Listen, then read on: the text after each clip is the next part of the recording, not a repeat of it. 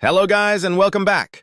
In this video, I'll show you how to turn on the Home, Layout tab and the For You page in YouTube Studio. So without wasting any time, let's get started. First, open the App Store on your phone.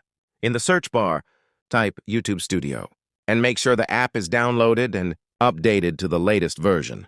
This is important because the Home Layout option may not appear in older versions of the app.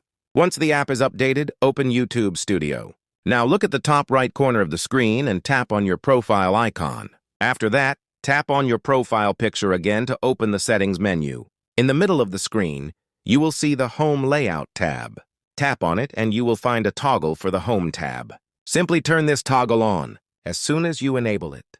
The Home tab layout and the For You page will become available on your YouTube Studio screen. And that's it. You've successfully enabled the Home Layout tab in YouTube Studio. If you found this video helpful, make sure to like the video and subscribe to the channel for more useful tutorials. Thanks for watching, and I'll see you in the next one.